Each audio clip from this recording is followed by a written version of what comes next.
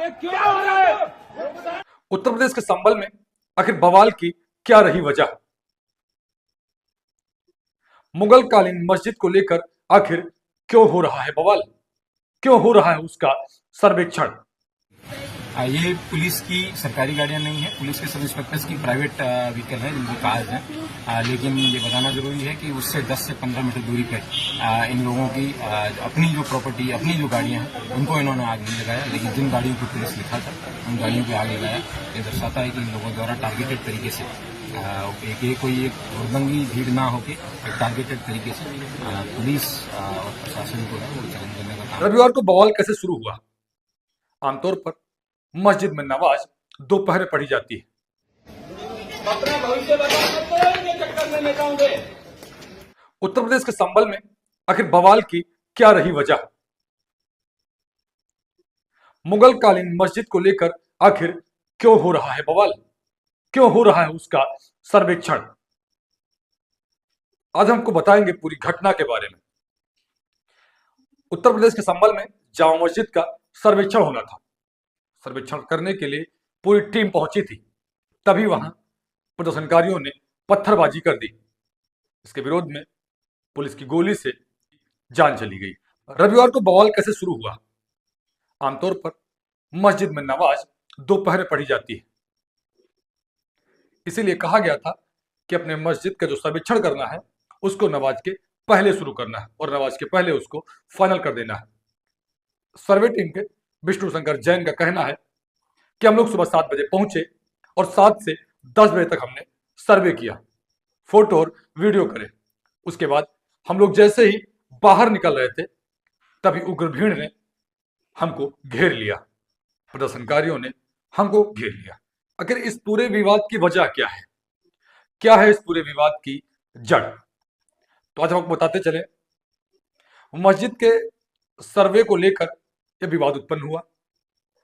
Court की ओर से सर्वेक्षण का आदेश जारी किया गया था। तो इस बात को लेकर मुस्लिम समुदाय का कहना है कि हमें पूरा अवसर नहीं दिया गया, हमें इसकी जानकारी नहीं दी गई, हमें समय नहीं मिला। आखिर इतनी जल्दी किस बात की थी उसका सर्वेक्षण करने की? आखिर मुस्लिम समुदाय को अपना पक्ष रखने का अवसर क्यों नहीं दिया गया? सर्वेक्षण के दौरान मस्जिद के बाहर काफी संख्या में मुस्लिम समुदाय के लोग खड़े थे। मुस्लिम समुदाय के लोगों ने सर्वेक्षण का विरोध किया, तो वहीं हिंदू समुदाय के लोगों ने इसे अपनी आस्था बताई। आखिर यह पूरा मामला क्या है? आखिर मंदिर और मस्जिद के बीच की जड़ क्या है? क्यों हो रहा है सर्वेक्षण? थोड़ा इस पर भी प्रकाश डालते हैं। बताया जा रहा है कि यहां इससे पहले हरिहर मंदिर हुआ करता था। हिंदू पक्ष का कहना है।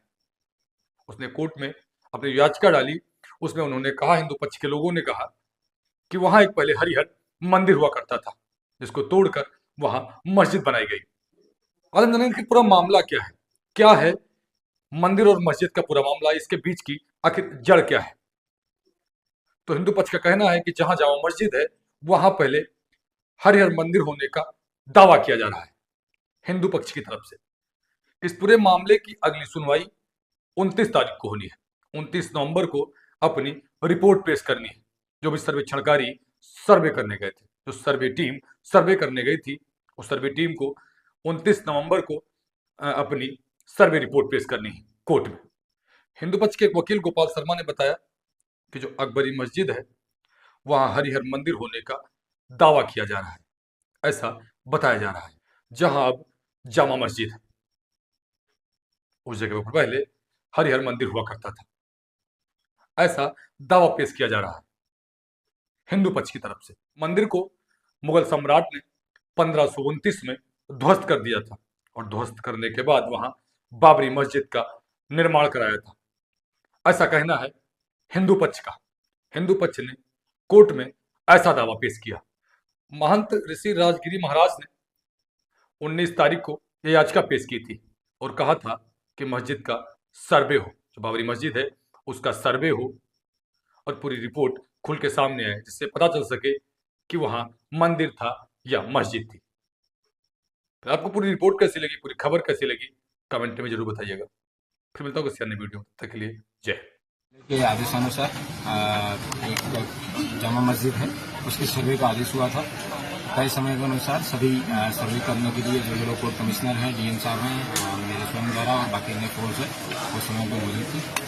कुछ लोगों द्वारा उस सर्वे का विरोध करने के लिए लोगों को इकट्ठा किया गया और इकट्ठा करने के बाद में उन्होंने सर्वे जब चल रहा था उसमें उन्होंने पुलिस पर पत्थरबाजी करना शुरू किया। पुलिस ने उसका जवाब दिया है और उन लोगों द्वारा कुछ पुलिस के सब इंस्पेक्टर हैं और उनकी गाड़ियाँ जामा मस्जिद की परिसर के पास में खड़ी थी, उनमें आग भी लगी हुई है। उसकी वजह से कुछ प्रॉपर्टी है उसको हानि भी हुई है, लेकिन वर्तमान में जो कानून व्यवस्था है वो कंट्रोल में है। सभी जगह शांति व्यवस्था व्याप्त है, ड्यूटियाँ लगाई जा रही हैं फिर से। और ये बताना भी उल्लेखनीय है कि सर्वे जो था कोर्ट के द्वारा मैंडेटेड था वो सकुशल संपन्न हुआ। सर कितनी गाड़ियां हैं पुलिस की जिनको आग लगाई गई? ये पुलिस की सरकारी गाड़ियां नहीं है, पुलिस के सब इंस्पेक्टर्स की प्राइवेट व्हीकल है जिनकी कार्स हैं। लेकिन ये बताना जरूरी है कि उससे 10 से 15 मीटर दूरी पर इन लोगों की अपनी जो प्रॉपर्टी, अपनी जो गाड़ियां हैं उनको इन्होंने आग नहीं लगाया, लेकिन जिन गाड़ियों को पुलिस लिखा था उन गाड़ियों की आग लगाया। ये दर्शाता है कि इन लोगों द्वारा टारगेटेड तरीके से कोई एक हुड़दंगी भीड़ ना होकर एक टारगेटेड तरीके से पुलिस और प्रशासन को है वो चयन करने का काम किया। इन लोगों के खिलाफ एनएसए की कार्रवाई है वो अमल में लाई जाएगी। ड्रोन से वीडियोग्राफी कराई गई है और मोबाइल से भी वीडियोग्राफी इन सब लोगों की हुई है। सीसीटीवी कैमराज से भी कई सारी टीमें लगा के इन सब लोगों को आइडेंटिफाई किया जाएगा और इन सब लोगों के खिलाफ कठोर से कठोर कार्रवाई। सर पथराव में कोई इंजरी कोई अप्रिय सूचना? पथराव में कई पुलिसकर्मी घायल हुए हैं, उन सब लोगों का मेडिकल है वो करवाया जाएगा।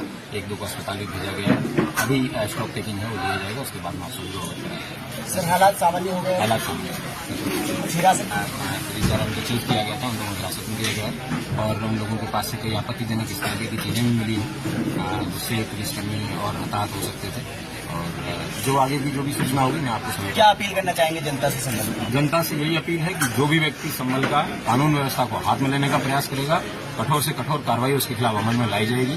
ये लोगों के उकसाने पे या फिर किसी मोटिव से पुलिस और इस तरीके के प्रशासन पर अगर कोई अटैक करेगा तो उसको बख्शा नहीं जाएगा। 7 बजे से लेकर 11 बजे तक जामा मस्जिद स्ट्रक्चर उसका सर्वे होना था कोर्ट के आदेश पर। कोर्ट ने आदेश पर जो सर्वे यहाँ आई भी थी एडवोकेट कमिश्नर के साथ और उनके साथ पर्याप्त सुरक्षा बल भी था, जिलाधिकारी और पुलिस अधीक्षक भी साथ ही गए थे। और उन सब लोगों के साथ सर्वे करने जब टीम पहुंची, शुरुआत में सब कुछ ठीक था, लगभग 2 घंटे ठीक ठाक सर्वे हुआ, कोई दिक्कत नहीं थी। उसके बाद वहाँ पे उसी दौरान क्राउड इकट्ठी हो गई। शुरुआत में वो लोग कुछ नारे वारे लगाने लगे, उसके बाद थोड़ी देर बाद वहाँ पे पथराव शुरू हो गया। पुलिस ने उन लोगों को दूर किया, हालांकि वो मस्जिद परिसर तक नहीं जाने पाए थे, पुलिस ने उनको दूर किया। और उसके बाद जब सर्वे कंप्लीट हुआ 11 बजे के थोड़ा सा बाद जब टीम निकली सर्वे करने के बाद, तो उसके बाद उन्होंने खूब पथराव करना शुरू कर दिया। 2-3 तरफ से ग्रुप थे, एक जो सामने से था, एक दाएं तरफ से, एक बाईं तरफ से, वो लगातार पथराव कर रहे थे। पुलिस ने उसके लिए बल प्रयोग किया ताकि सुरक्षित रूप से टीम को निकाला जा सके, जो सर्वे की टीम है। और आंसू गैस के गोले भी छोड़े, जो प्लास्टिक बुलेट है उसका भी इस्तेमाल किया। इस बीच में उन लोगों ने दूसरी जगह पे उनका जो ग्रुप था वो उसने गाड़ियां जलाना शुरू कर दिया। 3-4 गाड़ियां भी वहां पे जलाई गई, कुछ एक बाइकें भी जलाई गई हैं। उन लोगों को हटाने के लिए भी पुलिस ने फोर्स का इस्तेमाल किया। इस बीच में 2 ग्रुप आमने सामने थे, तो 3 ग्रुप बल्कि वहां पे थे 3 तरफ से। उसी बीच में गोली चली, गोली कौन से ग्रुप ने किस पे चलाई कैसे हुआ, लेकिन उस बीच में जो गोली चली उसमें हमारे पुलिस अधीक्षक हैं उनके पीआरओ के पैर में गोली लगी। एक डिप्टी कलेक्टर का पैर फ्रैक्चर हो गया उसी हंगामे में। एक सीओ साहब के भी छर्रे लगे हैं और करीब 15-20 जवान घायल हो गए हैं। एक कांस्टेबल के सिर में गंभीर चोट आई है। और इस गोलीबारी में जहां तक अभी तक कंफर्म हुआ उसके हिसाब से 3 लोगों की मृत्यु भी हुई है। उन 3 लोगों के नाम है नईम जो कोट करवी से हैं, बिलाल जो सराय तरीन से है और नुमान जो हयात नगर सराय तरीन से हैं। इन तीनों लोगों के अब पोस्टमार्टम की हम तैयारी कर रहे हैं। और जो स्थिति है अभी वो फिलहाल कंट्रोल में है। बीच में जो वो ग्रुप था वो कुछ लोग घूम के चले गए दूसरी तरफ नखासा की तरफ और वहाँ पर मैं और डीआईजी साहब मौजूद थे। वहाँ पे भी पथराव किया गया। हम लोगों ने उस भीड़ को खदेड़ा। बाद में एसपी और डीएम साहब भी आ गए थे। उस पथराव घटना में हमारी कोशिश रही कि उनमें से कुछ को पकड़ा जाए और पकड़ा भी गया। उनमें 2 महिलाएं भी पकड़ी गई जो छत पर से पथराव कर रही थी, और काफ़ी कुछ 5-6 लड़के भी पकड़े गए। अभी तक कुल मिला के जो अभी तक संख्या 15 लोगों के करीब डिटेन किया गया है। उन लोगों से पूछताछ चल रही है। ये निश्चित रूप से एक उकसावे के अंदर की कार्रवाई है, जिसमें जाने भी गई हैं। ये सारे लोग नई उम्र के लड़के या तो थे या फिर महिलाएं थी। ये सारे लोग किसी न किसी उकसावे में आकर कर रहे थे, क्योंकि जो सर्वे का काम है वो कोर्ट के आदेश से पहली बात तो हो रहा है। दूसरी बात यह है कि सर्वे का काम पीसफुली चल रहा था, अभी तक कोई भी दिक्कत नहीं आई थी। तीसरी चीज़ ये है कि सर्वे में कोई ऐसी चीज़ नहीं की जा रही है जिससे मस्जिद के स्ट्रक्चर को छेड़छाड़ उसके साथ छेड़छाड़ की जाए, बल्कि आज जो पथराव हुआ उसमें मस्जिद के ऊपर पत्थर जरूर चलाए गए, क्योंकि वहाँ पे टीमें थी तो मस्जिद पे भी पत्थर चलाए गए। मुझे नहीं पता मस्जिद को नुकसान हुआ या नहीं, लेकिन खूब जम के मस्जिद पर भी पथराव हुए, जो एक तरीके से देखें तो ये उनके धर्म के हिसाब से भी गलत है।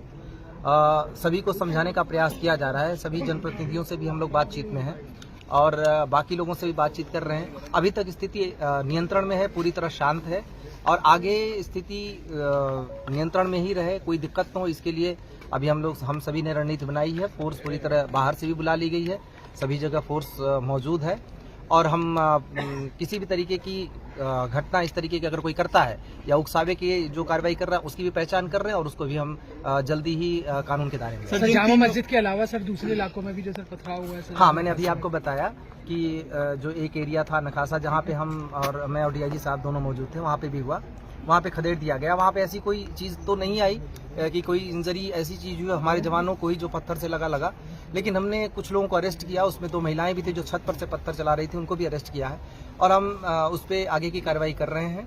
जो इसमें जितने भी चीज़ें हैं सबकी एनालिसिस हो रही है, उस पर हम आगे की कार्रवाई करेंगे। लोगों से अपील लगातार की जा रही है, पुलिस अधीक्षक ने भी अपील की, जिलाधिकारी ने भी अपील की, हम दोनों मेरे और डीआईजी साहब के द्वारा भी लगातार अपील की गई है कि किसी के बहकावे में आके इस तरह की हरकतें न करें।